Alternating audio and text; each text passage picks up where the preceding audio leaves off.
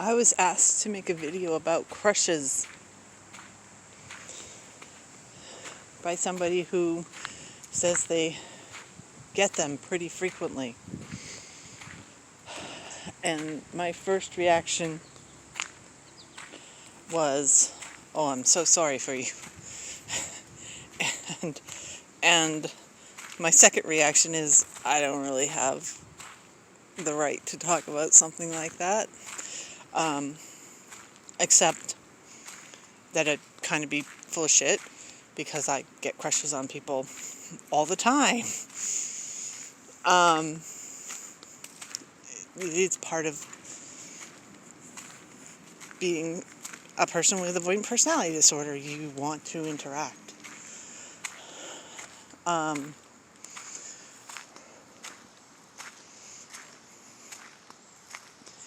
So the issue with a crush is it's a liminal state.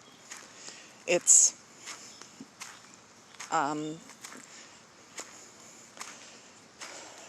basically you're at like astride a fence. You don't know how it's going to go. It's like Schrodinger's cat. It could be this or it could be the other, and you don't know. When you have a crush, there is this hope and possibility that maybe, possibly, it could turn into a relationship. The thing is, with avoidant personality disorder, that unknowingness of it, which is so wonderful and delightful and exciting for other people, is like unimaginably horrible and impossible to cope with as a person with avoidant personality disorder. I mean, first of all, you have your extreme low self-esteem, which, I mean, mine, I really articulate it and have really come down to saying, that I think I'm toxic to people, and that if I really liked somebody, I would definitely have nothing to do with them, because all I can do is bring them down. So if I like them, why would I put them through that? And for that reason, it's like I have grandfathered friends, and I don't see even making new friends in the future, because I can't forgive myself for putting people through that. And I really hope that people out there have not gotten to that sort of an extreme position and never will. So there's that. Coupled with an avoidant person absolutely is compelled, needs to know if somebody likes them. I mean, they have, okay, maybe I'm overstating that, but not really.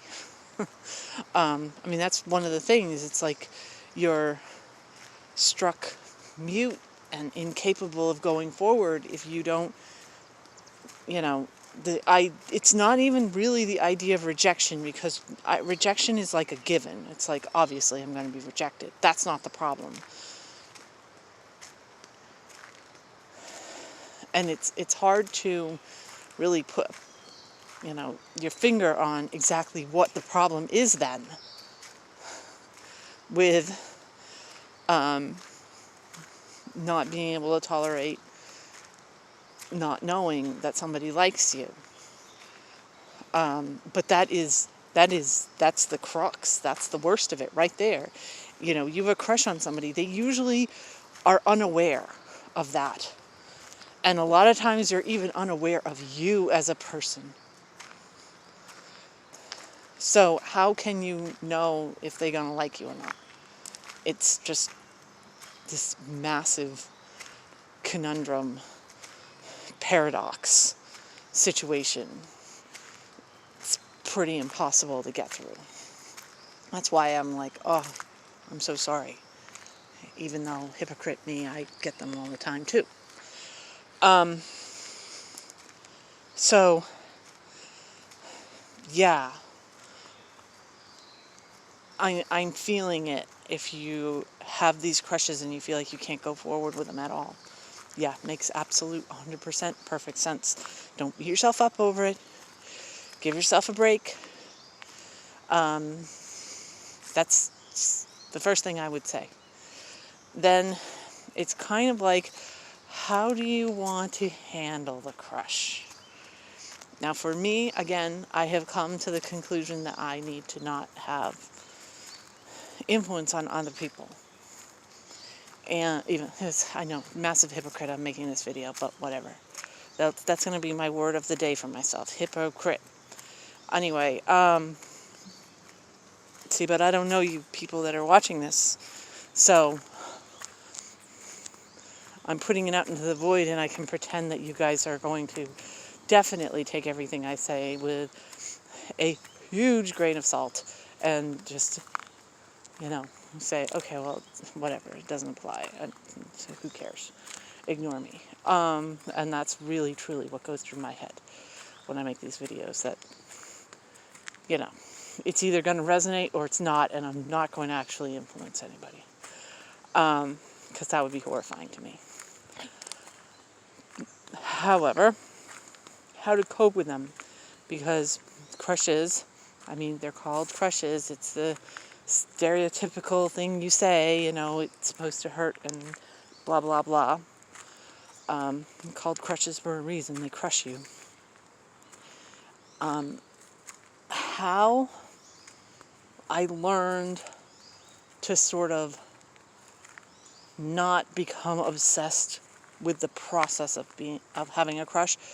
Because those are two different things. It's the person.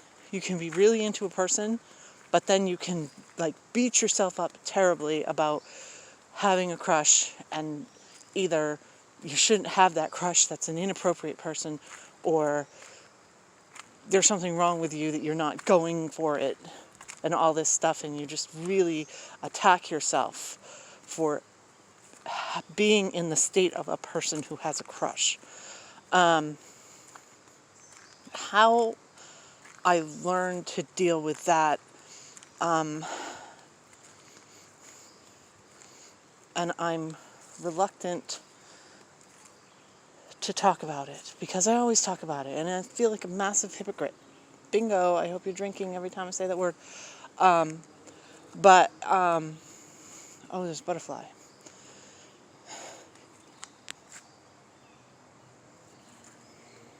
Random butterfly. That's nice.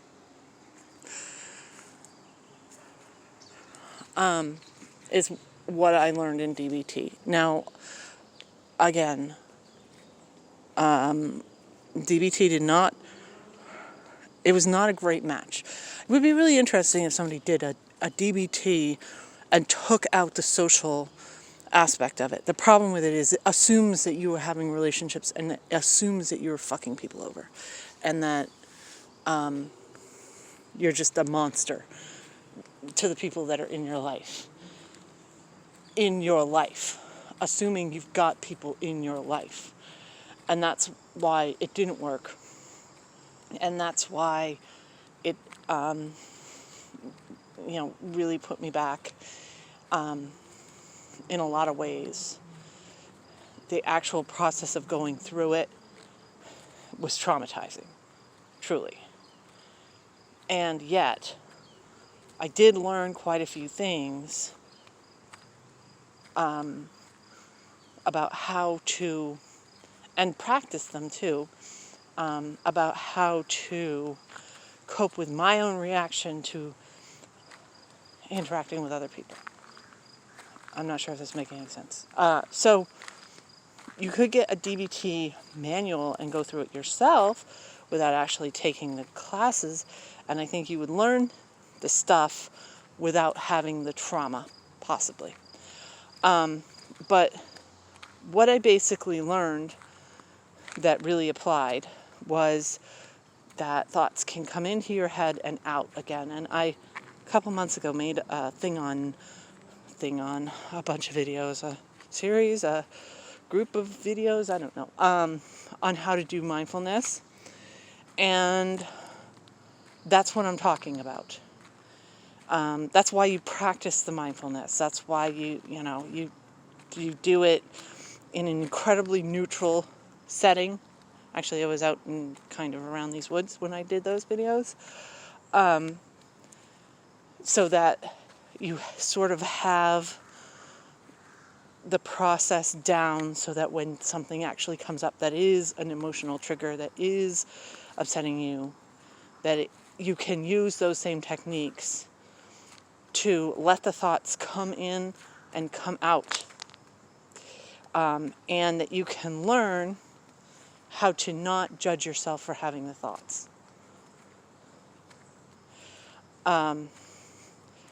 So, say you've got a crush on somebody who you have some sort of working relationship with. Either it's a coworker or it's somebody that you go to, this is how you found this person because you are utilizing their services in some way. And, it would kind of blow up if you actually attempted to make a further connection and it didn't work, and then you would be out of having this other thing in your life that you actually need. Like, it would make working awkward, or make it awkward to go to a store or something where the person worked or whatever. Okay, let's say that's the scenario. It's not a friend that you've known forever. Okay, then basically stop judging yourself thinking about this person. You and I'm saying this, and it's like, basically it's this, and it's talking about how to do this and saying, oh, it's just, this is what you do, and actually doing it is really hard. That's why you practice mindfulness, so that you can do it. The more practice you do, I had an inappropriate crush, say, over the winter. And I consider it an inappropriate crush. I don't know, other people would probably think nothing of it. But for me, the avoidance said, nope. Now, remember, avoidance, this is a self-protection thing. It's protecting you from being hurt and damaged and causing trauma. Okay? So, inappropriate, like, I'm saying this in the widest of ranges, inappropriate in that a very low chance of becoming successful if I had actually tried to pursue. That's what I mean by inappropriate. And, and I just kept running across this person and running across this person. And, seriously, I would think, interesting person, seems to appreciate me. Maybe. That's the crush part. That's the liminal. The maybe. And I did not spend all my time thinking about this person and trying to think, oh, this is the wonderful things about this person and all this stuff. Because you can do that. You can do that with anybody. You can do that with movie stars. You can do that with whatever. You can, think of that, make them even more and more wonderful in your head and solidify that crush. Or you can just say, okay, yes, that's very nice. I acknowledge this thought and just sort of let it go, so that it doesn't stick with you.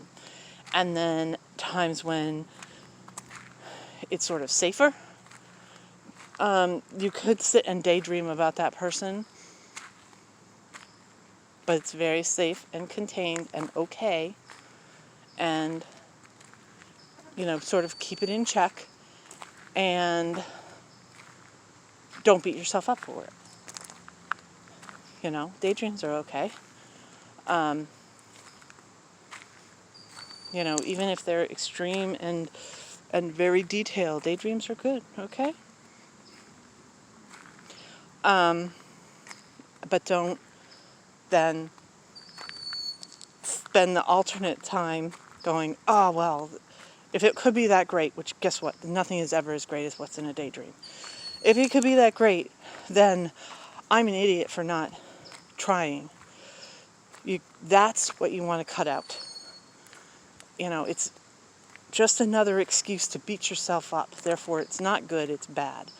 And, I mean, yes, it could be a truly inappropriate thing. Or you could be compelled in a truly inappropriate, like, for instance, if you got a massive crush on your therapist or something like that. That I would do everything in your power to squelch as quickly as possible, because, again, it'll get to the point where you're going to have to stop therapy, because it's just going to be too painful for you, absolutely pointless doing therapy, and that's going to actually impact your life in a negative way. Generally, having a crush, if it's not impacting your life in a negative way, then it's all good. Okay? Now, if you want to squelch it quickly, the best thing to do is basically give yourself a reality check.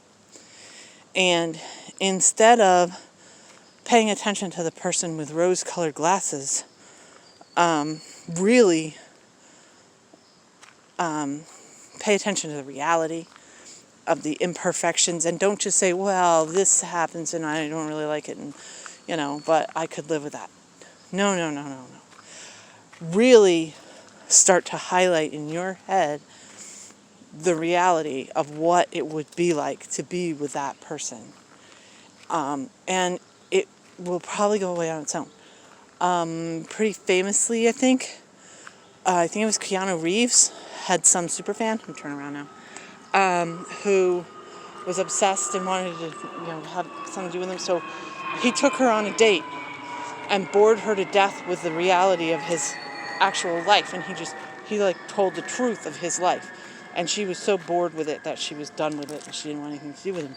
That really does work if you want to tamp down and make a crush go away. So what to do? See, here's where I'm like, I have no idea. What to do if you actually want to take steps to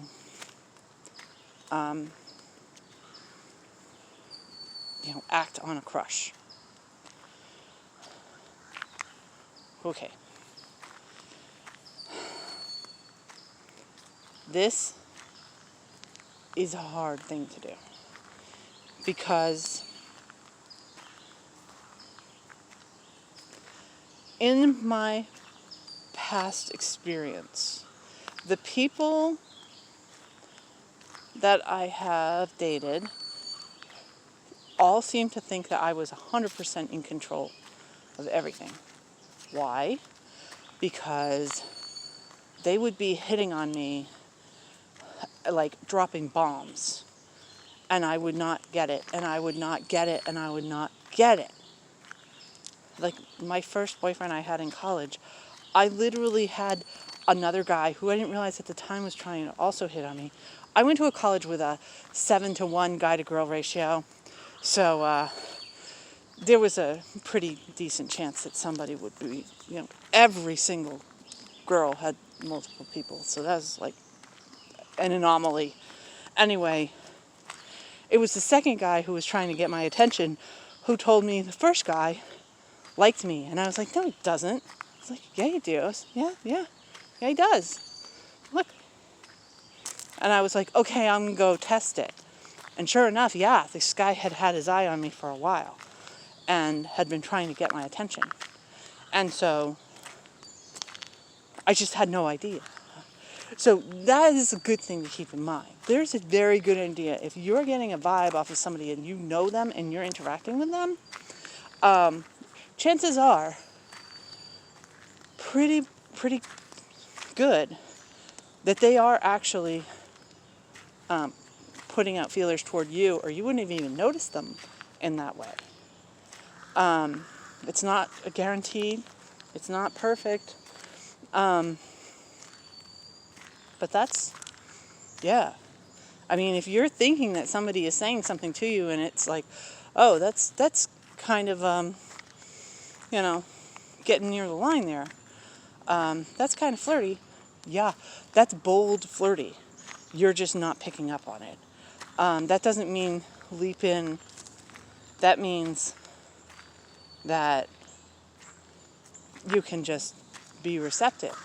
Then there's a secondary issue of somebody might be like, oh yeah, finally, boom, let's go. Pedal to the metal, 100 miles an hour. That has happened to me too. Where I would rather like, oh, okay, so we like each other. Okay, so like, how about we plan a date for, like next month, maybe like 5 weeks from now? And they're like, no, let's go tonight. It's like, oh my God. Because they've been sitting around waiting for you to catch up to them, and it's like you finally,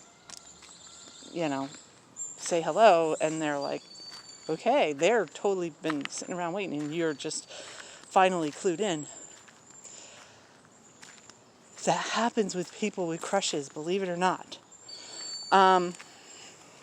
Anyway, I'm saying all this negative stuff.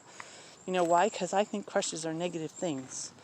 I think they're things that need to be managed and handled, and I don't talk about them because I usually get people trying to be nice, trying to be helpful, saying, oh, well, you should go for it. Hey, yeah, that could really work out. And it's like, no, shut up. And then worse than that, then they'll pressure you. Then they'll say, hey, have you talked to this person? It's just like, will you just shut up? Will you just shut up? Will you just shut up? Guess what? You're pressuring me. It's never going to happen. It's never going to happen because you're pressuring me, and I can't handle that. I can't handle having, it sort of being a group relationship that you're invested in, what I'm doing. I'm supposed to be absolutely invisible. Come on. No, I'm not going to give you your shot of romance, even though you've been stuck with the same person for the past 8 years or whatever, and it's very boring, and you wish you could have like a little bit of newness in your life. Newness is hell to me. It's exciting to you. No, I'm not going to give you every detail. Maybe you don't have to deal with people that do that. Really, that sort of enthusiasm was really, truly why I had to stop with my last therapist. Because, yes, it's very obvious in my life that I just snap my fingers and say I'm going to do something. And I just do it. I just make the decision, and then once I've made the decision, I do it. I did it this week. I was on Sunday. I was like, I have, a couple of days. Maybe I'll go on a trip. Sure enough, Monday, I was in the car on a trip. And then today, well, actually, it was last night, just before I went to bed at like 1 o'clock in the morning, I got a notice that, hey, there's another trip maybe. And I was like, sure enough, at 10 o'clock this morning when I woke up, I was like, yep, let's go. Put the money down. Got another trip for next month. And that's the way I am. Notice those are not interacting with people. And people expect me to have that type of reaction to everything. If there's something that I notice that I want to change in my life, they're like, oh yeah, so you're just going to snap your fingers and do it because that's how you do things. That's not how I do everything. That's not how I do relationships with people. That is for damn sure. And you might run into that. So that could be a problem. That would massively suck if you had a crush on somebody, found out they were interested in you, and then they were going too fast and it freaked you out. I hope that doesn't happen either. But, okay, so if you have a crush on somebody who is unobtainable, truly, if it's like, not like a person in your life, but it's, like somebody online or a famous person, squelch it. Enjoy it. Don't beat yourself up for it.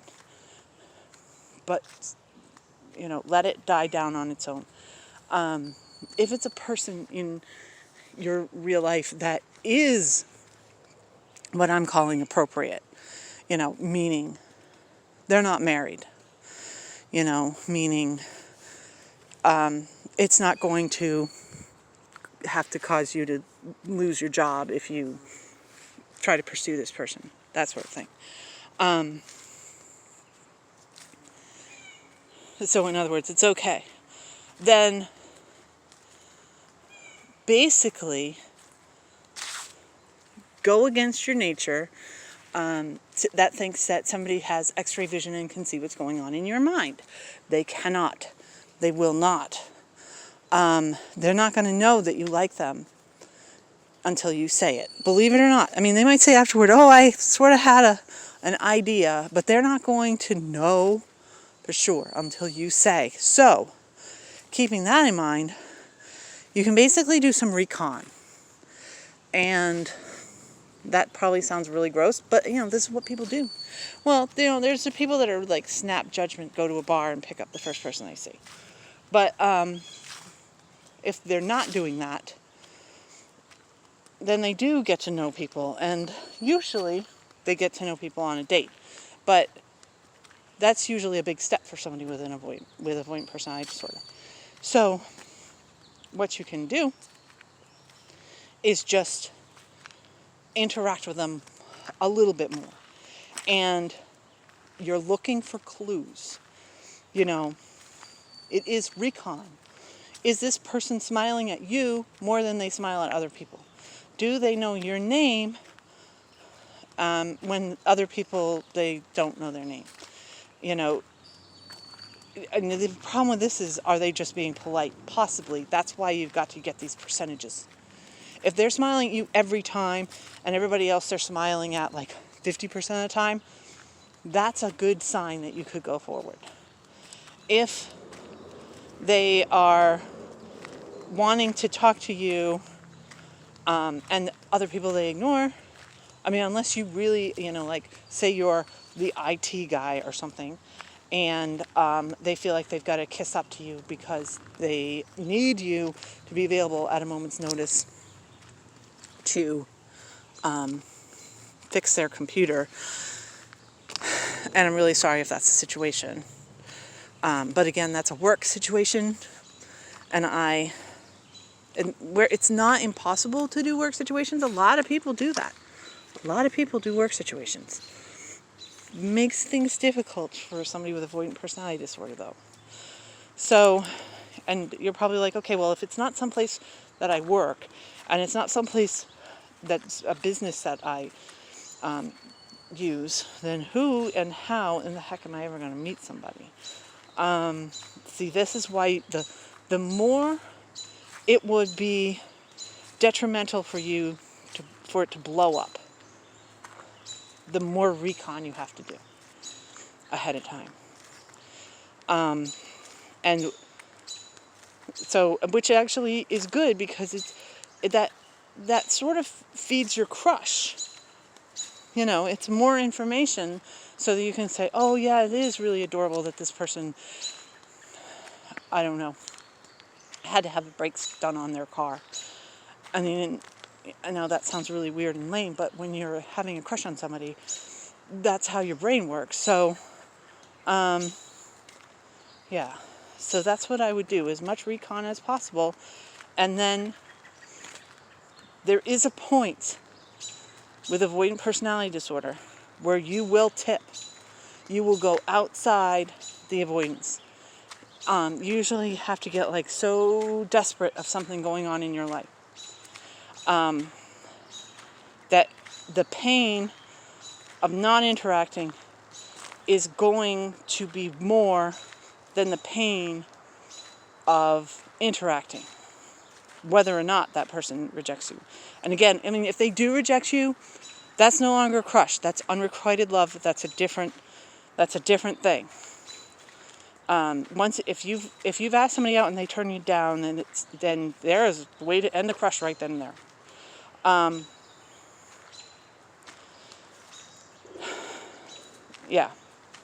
that's the ultimate get to know somebody, information about somebody. But if you have gotten to that point where you're really, really on the edge, a way to push yourself into it, and this seems like self-torture, but this is, hey, it works, is if you like close out all your other social interactions at all. Because one, it will give you more sort of space in your tank to be social with this one person that you want to ask out. And two, it will sort of amp up the desperation because you're lonely. You can use that to force yourself to interact with somebody, including asking your crush out. I would wait until like the last minute, and then you're really sure about it. I would say like 2 weeks of like claim you're going on vacation or your phone broke or something like that. Not interact with anybody, like anybody, like true quarantine type thing. And just get to the point where you're just dying to interact with somebody. And then go talk to this person and see if they're happy and smiley to talk to you. And if you are, just say, hey, how'd you like to hang out sometime? Don't be like the jerk that did it to me the last time, though. The last time somebody said this to me, it was out of the blue. It was no prep work.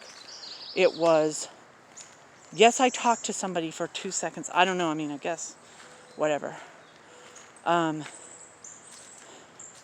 Was a creepy situation unto itself. But then the guy exploded at me, and I swear to God, he told me, it's because I'm vertically challenged, isn't it? Random window in the woods. And just like got totally angry and pissed off. Don't do that. Because first of all, I mean, if you are shocking somebody, maybe they do need a couple of seconds, trash, to think about, you know, if you really hit them out of the blue, maybe if you let them think about it, they might come back and say, hey, yeah, actually, that's a good idea. So you would, you know, burn your bridges. But also because that would set a precedent, and it would sort of be like the pattern of what you would do every time you ask somebody out and they turn you down. Because chances are you're going to get turned down. But again, at least the crush will be over. You'll be into unrequited love, and you can move on with your life. So talk